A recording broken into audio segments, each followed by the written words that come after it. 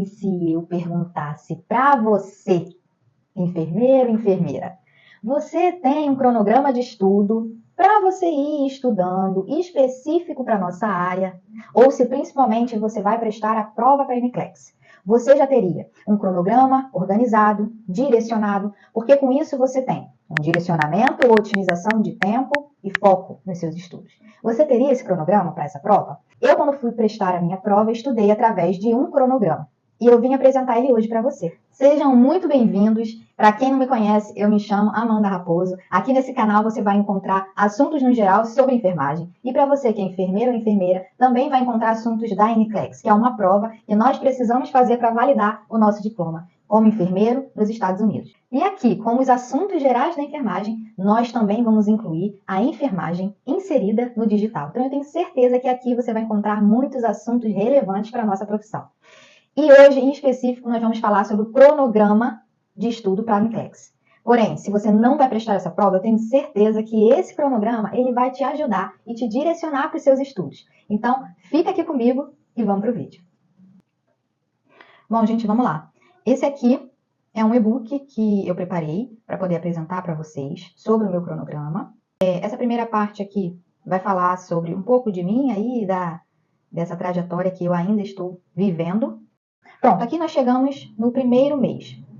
Essa prova, ela é dividida em saúde do adulto, né? Esse Adult Health aqui. E aí, na saúde do adulto, nós vamos ver todos os sistemas.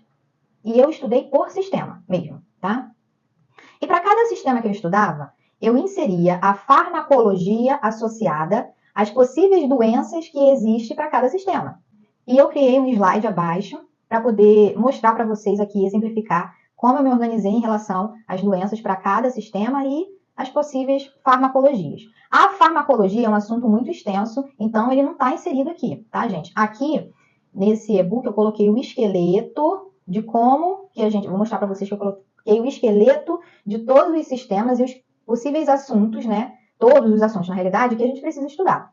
Só que para cada sistema desse, existem doenças, né? Existem subunidades, subdivisões em relação às doenças que aquele sistema pode apresentar.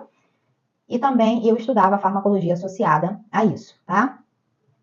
Aqui, por exemplo, nessa apresentação aqui, eu comecei pelo sistema endócrino, gastrointestinal e nutrition e a farmacologia para esses sistemas. O 2 aqui, nós temos o sistema cardiológico, respiratório e a farmacologia que a gente usava nesses sistemas para dentro das possíveis doenças desse sistema, né, as mais cobradas. O terceiro grupo de sistema que eu estudei foi o músculo-esquelético, neurológico e a farmacologia associada a esse.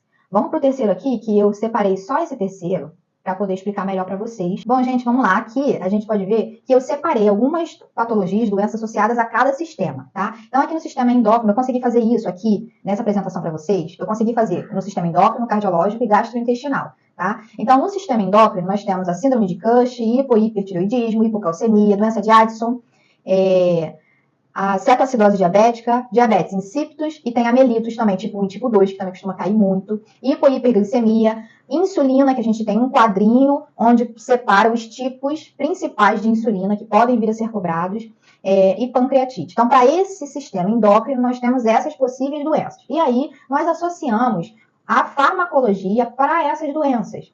Então, as prováveis farmacologias, os medicamentos que podem cair nesse caso dessas doenças dentro do sistema endócrino. Aí agora vamos para o gastrointestinal aqui. Apendicite, doença celíaca, diverticulose e diverticulite, né? A diferença entre elas. Síndrome de Dumping, doença de Crohn, colite, gastroesofágico, refluxo gastroesofágico, úlcera péptica, a gente também estuda sobre o fígado e a cirrose, né? Então, esse contexto também traz os possíveis fármacos que a gente utiliza para esse tipo de doença e patologia dentro do sistema gastrointestinal. E aí vamos aqui no exemplo do sistema cardiológico, né? As principais patologias. Esse heart failure seria o nosso ICC, a nossa insuficiência cardíaca. Pericardite, endocardite, tamponamento cardíaco, essa doença venosa profunda ou a doença arterial profunda, né? Que é esse PVD ou PAD, né? Que eu errei aqui o V, gente. Então, esse aqui, ele é um contexto que é usado muito na diferença desses dois, né? Os ritmos cardíacos também são muito cobrados. Eu coloquei aqui a sigla, né? dos principais, tá? É claro que existem mais, mas esses são os principais, que é o AFib, que é a fibrilação atrial, o flutter atrial, ataque cardíaco ventricular, fibrilação ventricular, a contração ventricular prematura e ataque cardíaco supraventricular. Tá? Esse 4 aqui eu botei pharmacology para quê? Para poder exemplificar para vocês como que eu associo as medicações para o sistema ou as doenças que estão dentro desse sistema. Na apresentação aqui eu trouxe para vocês esse ponto 4 aqui, que é o pharmacology, que eu trouxe duas situações aqui de medicações que estão associadas a esse sistema cardiológico e o porquê da importância da gente estudar a medicação associada ao sistema. Porque aí a gente consegue entender melhor todo o contexto. Por exemplo, em situações de hipertensão, por exemplo, nesses quadros aqui, nesse quadro do sistema cardiológico, a gente pode usar os inibidores da enzima conversora de angiotensina, o ECA, né? E aí são os que terminam em pril, lisopril, enalapril. Então, esses fármacos, eles agem inibindo a conversão da enzima que converte angiotensina 1 em angiotensina 2. Então, o que acontece é que a angiotensina é convertida na angiotensina 2 através dessa enzima, chamada de enzima conversora de angiotensina. E essa angiotensina 2, ela vem a produzir o aldosterona, que é responsável pela reabsorção de água e sódio para dentro do nosso organismo, fazendo com que a nossa pressão ela aumente.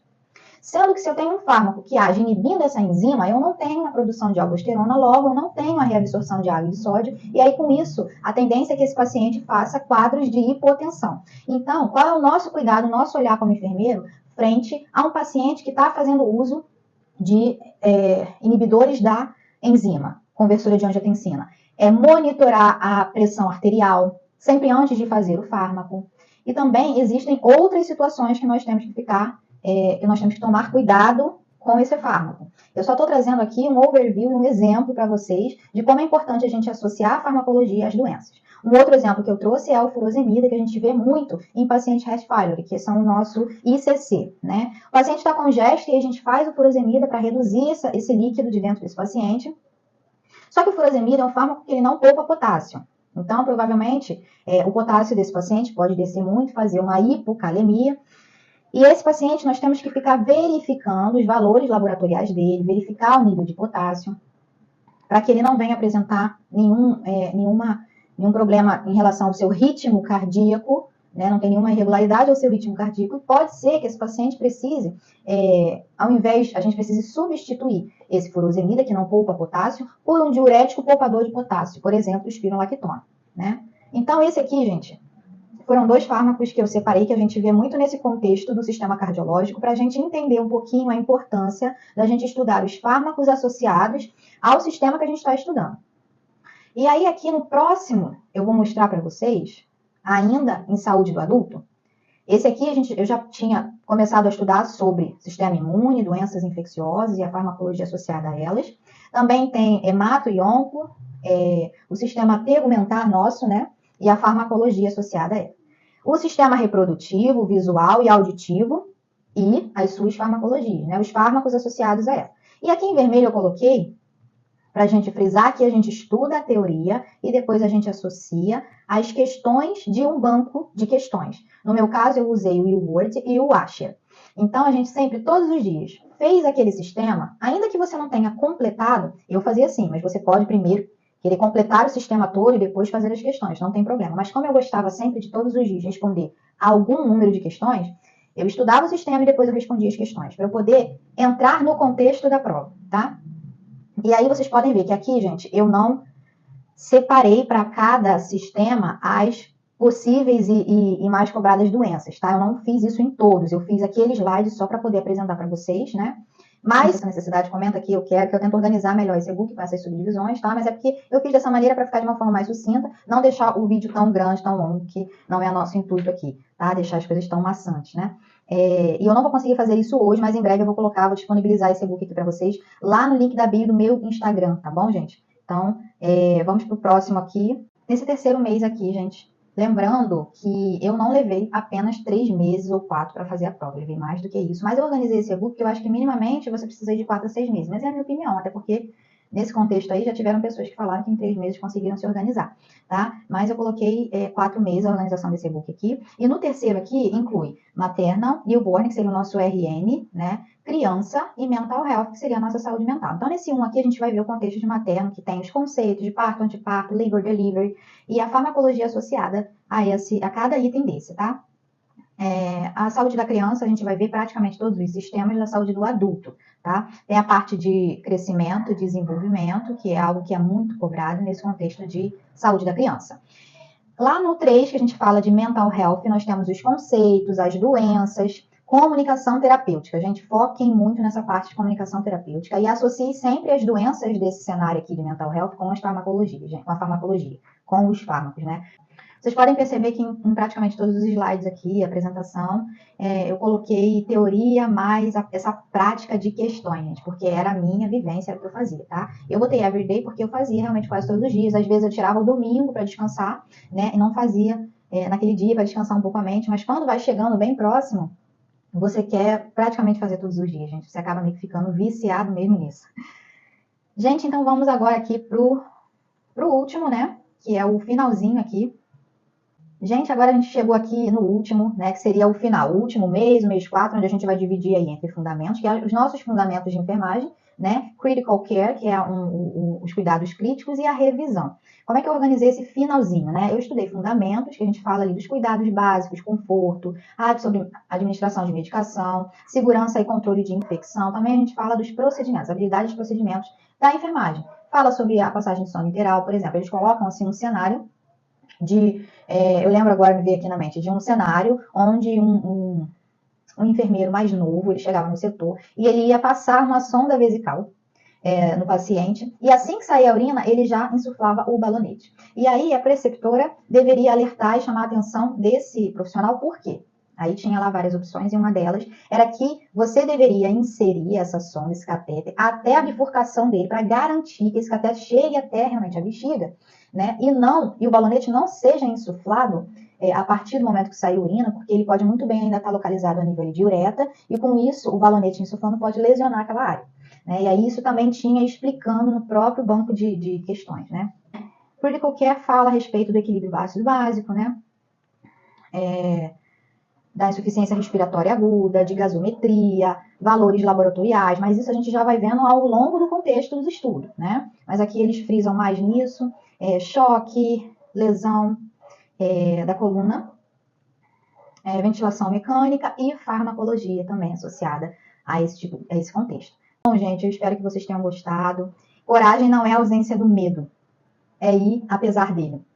Porque ainda que a gente não se sinta seguro ou bom o suficiente, bom a gente se torna, né, conforme o contexto ali, os nossos estudos, a nossa busca, o nosso foco e determinação para chegar ao nosso objetivo. Então, eu acho que ter um cronograma é importante para a gente ter o direcionamento, a otimização de tempo e focar no objetivo, né, que a gente tem. E, sim, esse cenário aqui, ele é muito mais voltado para o contexto da prova do NCLEX, assim como eu falei no início, porém, para você que é um enfermeiro que não tem essa pretensão de estudar para a prova da NCLEX e nem prestar essa prova, eu acredito que você ter esse contexto todo dividido, direcionado, para que você vá estudando, hoje eu vou estudar sistema cardiológico, e aí você ter, né, essas subdivisões ali, para que você possa ir estudando, eu acredito que isso acrescenta muito na nossa vida, no nosso conhecimento no geral. E, gente, eu vou tentar o mais rápido possível colocar esse e-book lá na bio do meu Instagram, tá bom? Eu só não consigo fazer isso hoje, gente, que eu tô um pouquinho enrolada, mas assim que eu conseguir, eu vou colocar lá. Então, se você ainda não me segue nas redes sociais, por favor, gente, me segue lá, que a gente vai começar a postar bastante conteúdo, que eu tenho certeza que vai acrescentar aí na tua carreira, né, no teu conhecimento no geral, tá bom? E também aqui, gente, se inscreve no canal, curte nosso vídeo, gente, para que esse canal cresça, essas informações cheguem a cada vez mais pessoas da enfermagem, cada vez mais profissionais possam ter acesso a essas informações, né, que a gente possa crescer juntos, né? A enfermagem tem, sim, um grande espaço e um grande potencial, né, para crescer, desenvolver, inclusive estar inserida aqui no digital e passar informações, sim, importantes e de muito valor para as pessoas, né? É nisso que eu acredito. Tá? E também aqui no Instagram eu posto para vocês e atualizo vocês a respeito do meu processo. Que eu estou aqui no Brasil e estou vivendo esse processo que, sim, gente, é um processo demorado, não é rápido, ele demanda um tempo maior do que a gente imagina, porque a gente traça um tempo na nossa expectativa e na nossa ansiedade menor e acaba passando um pouco mais desse tempo, mas eu venho passando para vocês todas as atualizações aí do meu processo para que vocês acompanhem em tempo real e associado a isso eu também posto outras coisas e assuntos no geral para a enfermagem, tá bom, gente? Então, espero que vocês tenham gostado desse vídeo. Desculpa se ele ficou longo, por isso que eu não queria, me preocupei em não deixar ele tão maçante, né? Mas eu espero que vocês tenham gostado, tá bom? Então, gente, até o próximo vídeo.